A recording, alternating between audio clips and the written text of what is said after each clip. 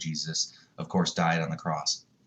And what the cross does is actually segments a circle into quadrants or 4 sections. And what this 4 sections represent is, of course, our 4 seasons, and then, of course, north, east, west, and south. And these 2 lines are just a vertical and horizontal line, and it actually designates the equinoxes and then the solstices. And so what we can see is that the sun actually courses through our sky, and it goes through the 12 ages of the zodiac. These are the 12 months of the year, every single year. And basically what happens is it tells a story every single year. This is our Tropic of Cancer, and this is our Tropic of Capricorn. And so the sun tells a story, and basically what happens is this is our winter here, this is our summer. And so what happens is the sun springs up in spring and arises in Aries. It passes over the equator, the equinox here. Equinox meaning equal, equa meaning equal, nox meaning night. This is the period where night and day are equal. So the sun rises, passes over in Easter and arises in Aries, springs up in spring, and it climbs all the way to the Tropic of Cancer. And then it falls, and it falls, and it falls during fall. It passes the balance of Libra, and it dies and goes into a tomb in autumn. And it goes all the way down, and then it finally dies in winter. It's dead for 3 days, and then it resurrects. And this is the path that the sun takes every single year. Now, on the horizon, we see this as the days. So the sun moves north, and then eventually hits the Tropic of Cancer, and then starts to move south, and then it slowly descends on the horizon. And so it moves south, it moves south, it moves south, and then at one point it dies. It stops moving south, and this point that it dies is December 21st. And of course, this is our solstice, and this is the period that we're going to focus on here. So moves south, stops moving south, dies for 3 days. Of course, this is 22nd, 23rd, and 24th, and then it raises 1 degree north, and this is December 25th, and this is, of course, Christmas. And so this is the story that the sun tells every single year. Now, the path that the sun takes throughout the sky is the path that all living things take. You take, the rest of the natural world takes. If we look at this death and resurrection motif, we can see that bears do the same thing. They go out, they forage for food, they bask in the summer sun, then they go and they hibernate, they sleep all winter, they awake, they arise, and then they go and forage for food again. Same thing. It's a symbolic death and resurrection motif. Trees do the same thing. Trees sprout up in spring, get their leaves, birds build nests, and then of course then the birds fly south, the leaves fall to the ground, the tree goes bare, it's dead in the winter, only to resurrect again. So all of nature goes through this whole path, and this is the path of basically rebirth, death, and resurrection. It's what the sun does every single year, and it's what Christmas is celebrating. So now why do we have this particular phenomenon in our sky where the sun actually moves north and then south on the Tropic of Cancer and Tropic of Capricorn? This is actually called axial tilt. And I'm not going to go into this too much, but basically here's the sun, here's the earth on the plane, revolving around the sun, chasing the crown of thorns. And we're actually tilted on the plane here, and this tilt is at 23.5 degrees. And so this puts the northern hemisphere like this, and of course the southern hemisphere, and this is what gives us our seasons as we wrap around the sun. Now, what's important here is this 23.5 degrees is actually found in the Tropic of Cancer and Tropic of Capricorn. So if this is the equator of the Earth, Cancer lies at 23.5 degrees, and Capricorn lies at a latitude of 23.5 degrees as well. So we can see that same number, that the axial tilt of the Earth is basically the exact same number as the latitude of Capricorn, Tropic of Capricorn, and Tropic of Cancer. And this is actually, I think, 23.4 degrees, but extremely, extremely close. You're talking about 0.1 off. So essentially 99.9% correct. So this story of death and resurrection is what the sun tells every year, and it's what all living creatures go through, a process of death and resurrection. Now this is done by following the cross, of course. Now the cross has been, many people have said, okay, well this is a Christian cross. When you see this cross you think it's Christian. And then people say, well no, it was actually adopted from the Norsemen. But no, they actually adopted it from the Celts. But the Celts actually adopted it from the Druids, who adopted it from the pagans. Well, whose cross is it? It doesn't belong. The cross doesn't belong to anybody. The cross is actually a symbol of nature. This is what we see in nature. Nature does this. So if we want to understand the nature of the divine, how would the divine, what tools did the divine give us to understand it? Well, it gave us nature. So how do we understand the nature of the divine? We understand nature. The cross is something that's in nature. It's natural. And this is why all of these different cultures use this as a signification of a deity, a great spirit, a great geometer, a grand architect, a god. And this is why this is attributed to Jesus, of course. And we're going to see this. Now, on the cross, in most crosses, you'll see that the fulcrum comes down. And this fulcrum is actually talking about this point in December 21st through the 25th, because this is a very important point in our year, of course. First thing we can do is we're just going to take a look at the word cross here. Using our cipher, cross is 35266, and this equals 22. And this number 22 is extremely important. There's a bunch of words using English gematria that equal 22, actually related directly to Jesus in one way. Jesus performed miracles. Miracle is 1551325. It equals 22. The sun rises and sets on the horizon. Horizon equals 22. Wheel, wisdom, water, tarot, Isis, compass, morning, all of these things equal 22. Compass, miracle, morning,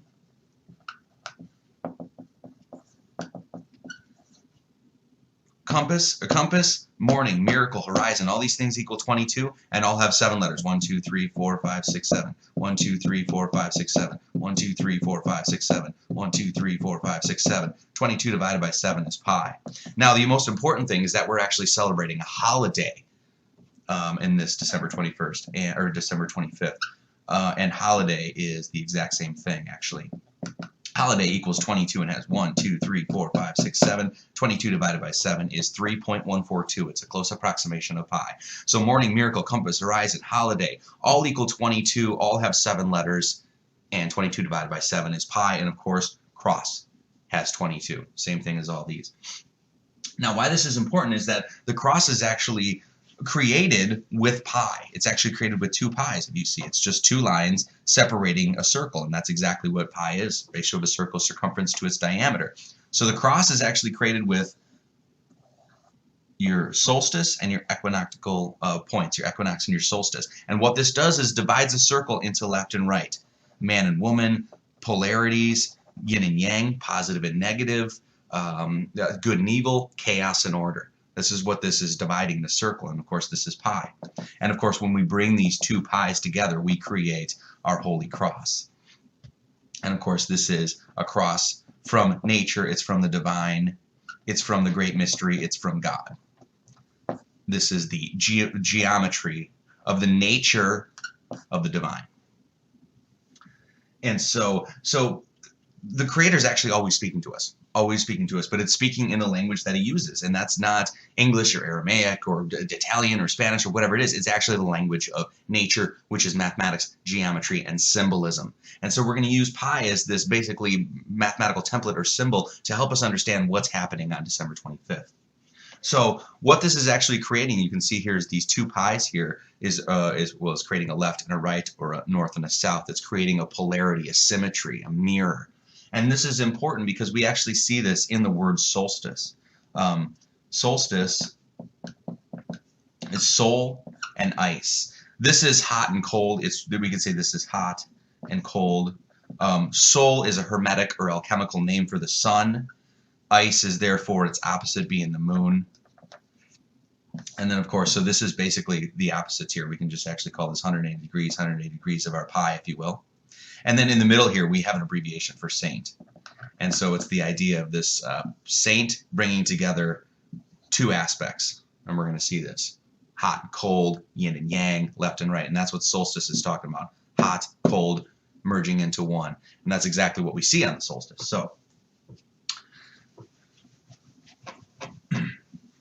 So this cross is a signification of the modern day sun god of Jesus Christ. Now, so this we see this cross, and we see, hey, we're talking about Jesus here. But of course, Jesus was born, and we're going to use our cipher on this. 4, 5, 6, 6, 6 equals 27. Jesus was born in the winter. And so we can see that equals 27 as well. And Jesus was known as the light. Of course, we can see this equals 27 as well. And then he was also known as the Lamb of God. And we can see that this equals 27 as well. Now he was born in he was born in Bethlehem, but he was from Nazareth. He was Jesus of Nazareth, and we can see Nazareth equals 27 as well. And he was also known as the Chi-Rho, and we'll get into this in just a second. Chi-Rho is the Greek character or Christogram or monogram for Christ. It was a symbol used to denote Christ. Chi is 365. It's the 365 days of the solar year. And then Rho, we see 562, and Chi-Rho equals 27.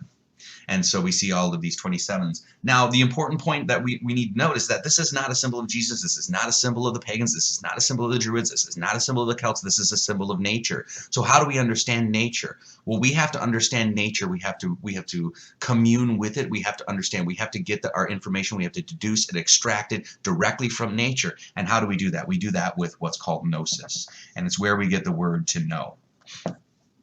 Gnosis equals 27 as well.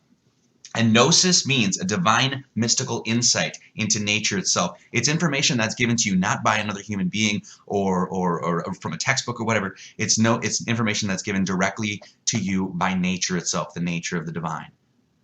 And that's what gnosis means, and that's why we have 27 all over. 27 is a number of enlightenment in Buddhism. And we're going to see 27 is nothing more than 3 times 3 times 3. And of course, we are dealing with a member of the Holy Trinity, if you will. So 3 times 3 times 3 is nothing more than 3 cubed. So we're going to get to this Chi-Rho here. This was a Greek symbol of Jesus. And what it was the letters X and P. And X and P in our cipher are 3 and 3. And of course, Jesus lived to the age of 33. And we're going to see how important this number 33 is. It's a very important number in esoteric and mystical lore. So the letters XP were Chi-Rho, and this actually came together like this. And I've got a picture of this here you can see. And that's the symbol of the Chi-Rho there. You can see there's the X and there's the P, and it's put together, it's a combinatory, put together into one symbol. And you can see it's actually creating that great wheel there. So the Chi-Rho, what we can see is the Chi-Rho is actually what represents Christ, Jesus Christ. We can actually see that this and this are talking about the same thing. What you're having here, here's the cross of Christ, and here's the Chi-Rho. We're going to just simplify this without this P here. But really what these two things are doing is talking about the exact same thing. This is a two-dimensional representation of this, and this is a three-dimensional representation of this. So this is our Chi-Rho, signifying Jesus. This is our cross, signifying Jesus. Now, if you see this two-dimensional cross, this is actually, once again, this is a three-dimensional, or this is a two-dimensional representation of this. This is actually, if you brought this out into 3 dimensions, what you would have is another point coming out like this.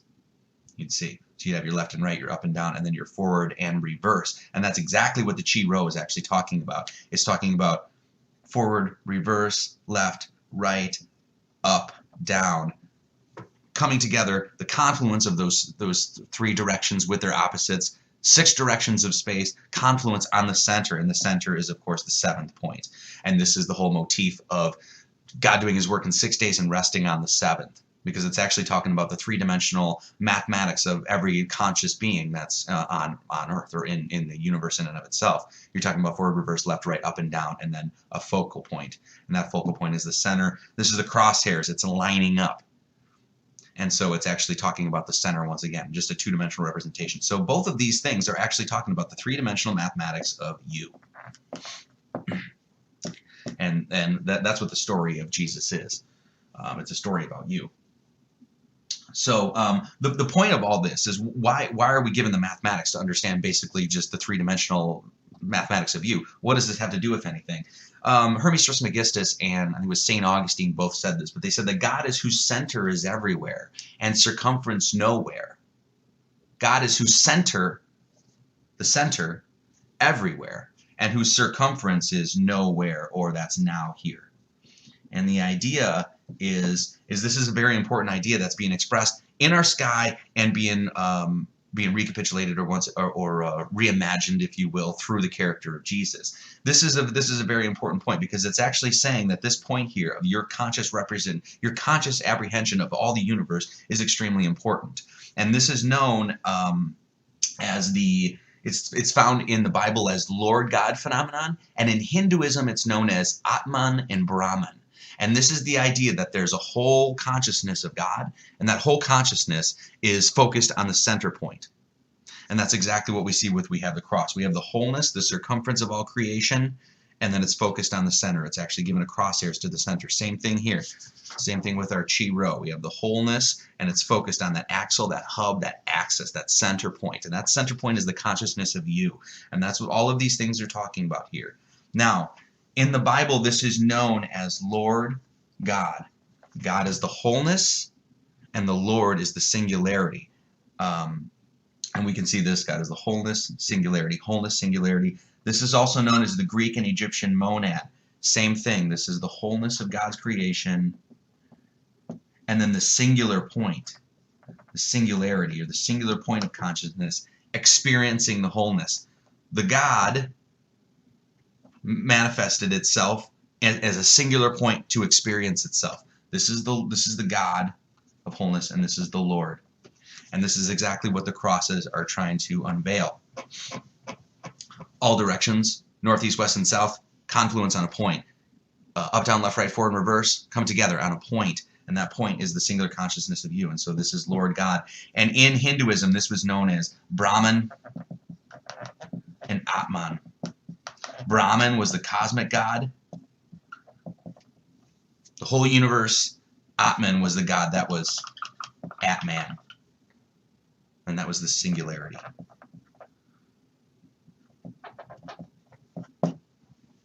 So that's why it's important. So the idea of the Lord is the singular point that is you. You're the Lord of your own man, or you're the Lord of your being. That's why Jesus is Lord. You're supposed to recognize, you're supposed to relate to the character of Jesus. That's why the book is written.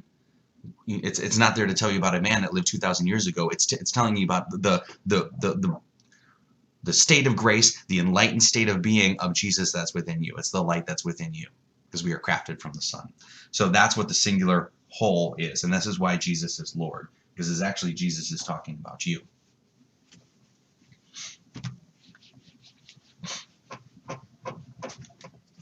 So what we're going to do right now is we're going to take a look at the December. We're going to take a look at Christmas here, and we're just going to spell out December 25th. And using our cipher, please pause the video and double check all this.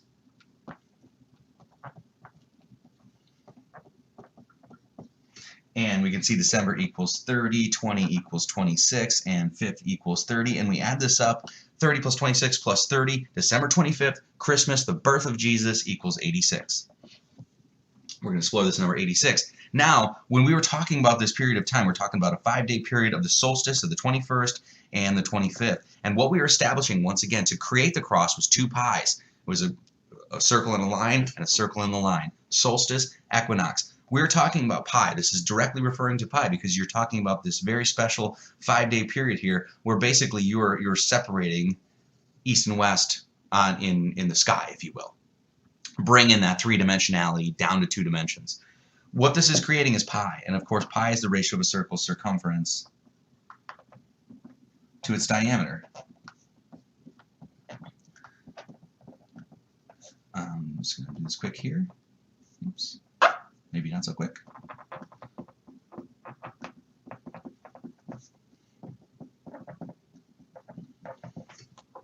Circumference equals 53, and diameter equals 33. That's that number 33 again. We're going to see that again. Circumference, diameter, this is pi. 53 plus 33 equals 86. So we can see we have a direct relationship to there. Now, Pi is known as 3.141, 3.142. A close approximation of pi is 3.142. And this is an approximation of pi that you can get by just simple whole numbers. For instance, that 22 divided by 7 is pi, 3.142. And of course, 3.142. And once again, you can pause the video and double check all this and do this quick here. 28, 18, 8, 19, and 13. You add this up, it's 86. So Christmas, December 25th equals 86. It's talking about, in 2 dimensions, pi.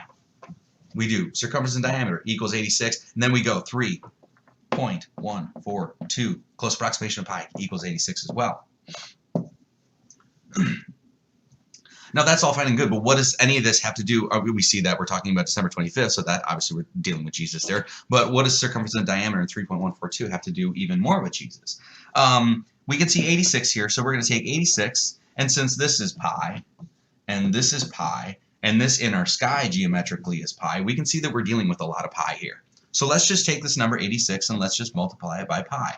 86 times 3.14 is 270.04. And so this number 270 is going to be very important because this is going to lead us right back to Jesus on the cross.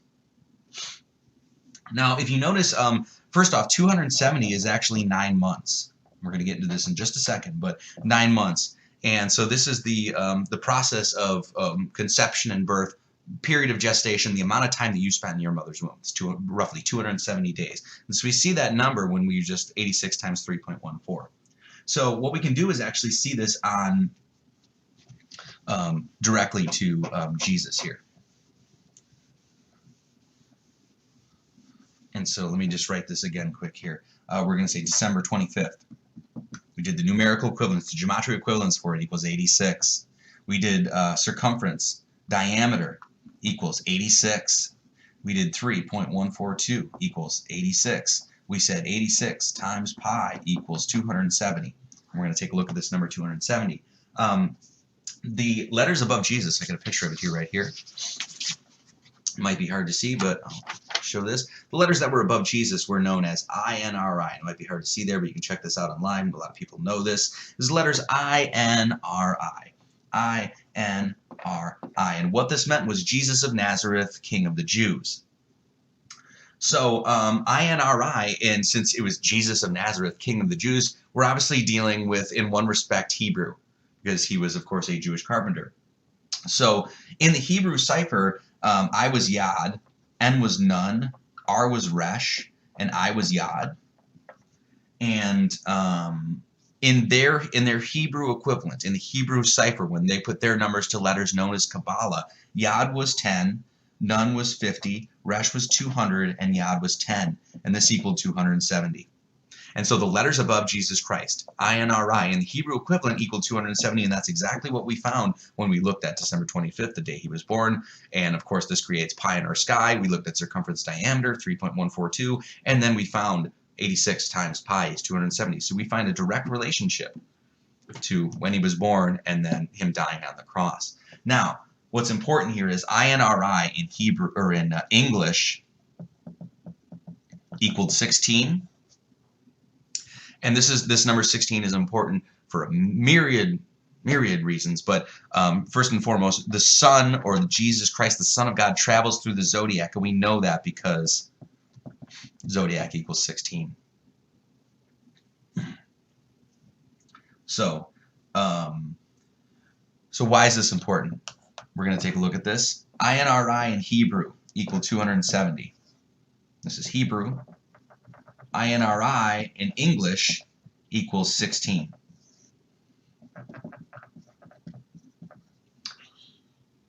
270 times 16 is 4,320.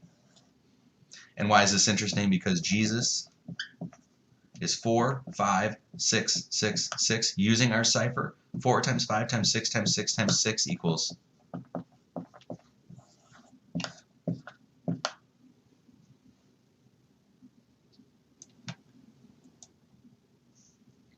So So what we're going to do is take a look at this period of conception, birth, gestation, this 9-month period of 270 days that we found in INRI. This is the 270 degrees of a circle, 270 days of gestation. This is 9 months. Now, notice this splits our there are 3 parts of the quadrant here into 3 months each. So you have 3 months, 3 months, 3 months.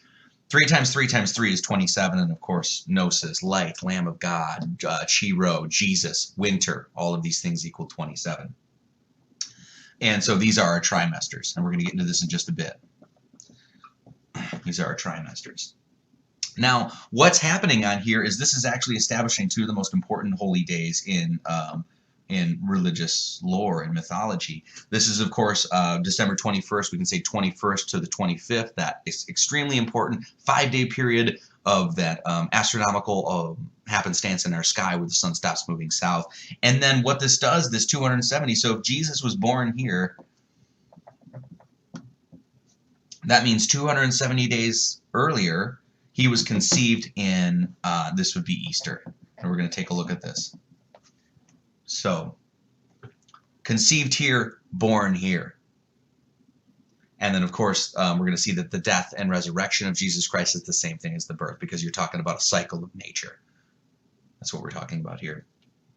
So, what's interesting about this period right here is that this is Easter, this is Passover. This is when the sun passes over the equator, the equinox, and starts rising in the sky. Dies and resurrects, stops moving south on the horizon, is dead for 3 days, 1, 2, 3, starts moving again north again, and this is 1 degree, and it starts climbing, it climbs up, and it climbs up, and then it passes over, the equator in Easter, in the east, and it rises in Aries. Now, of course, we saw, this is what's happening is, this is on the zodiac.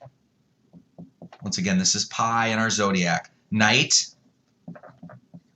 is becoming day. And that's what happens in Passover. That's what happens in Easter. The sun rises past the equator in the east, and it goes from night to day. And this is called Passover. And this is what happens in our sky. So day here is 412 equals 7, and night is 15767, and this equals 26.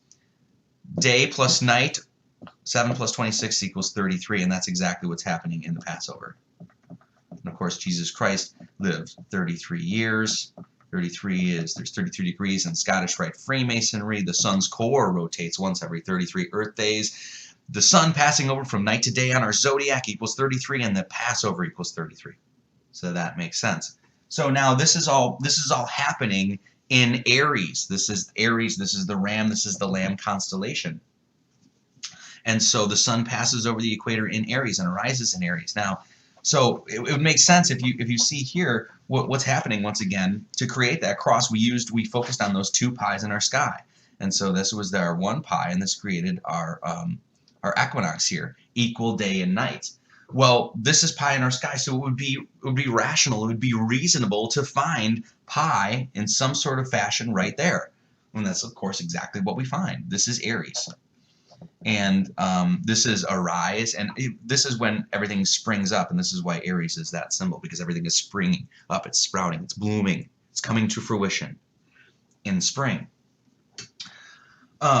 And so Aries using our cipher is 15556, and this equals 22, and Aries is the Ram, R-A-M, this is 511. Aries equals 22, Ram equals 7, 22 divided by 7 is 3.142. It's pi, and that's exactly what we have in our sky. We have pi in our sky. So not only did we find pi in the solstice, December 25th, circumference is diameter 3.142.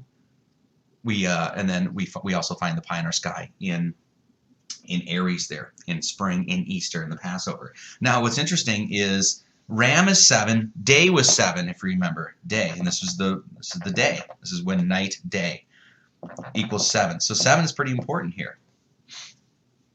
Well, as we see, Aries, let's write this again here. Aries is 1, 5, 5, 5, 6.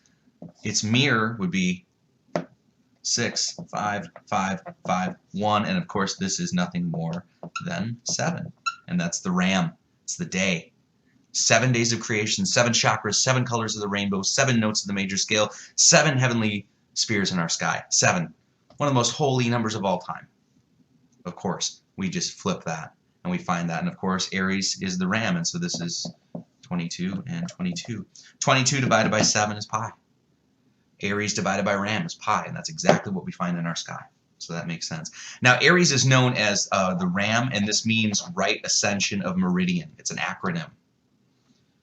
And so right ascension of meridian is, of course, sun rises. If looking north, the sun rises in the east, or the right-handed side. So the right ascension, it's ascending. So that's what ram means. Now, ram is known as the lamb. A ram is the Lamb of God. And what the Lamb of God is talking about here, the Lamb of God, the ram, is basically what we're going to do here is take a look at the endocrine system. And this is taking everything in our sky, basically, and we're going to bring this down to the human being.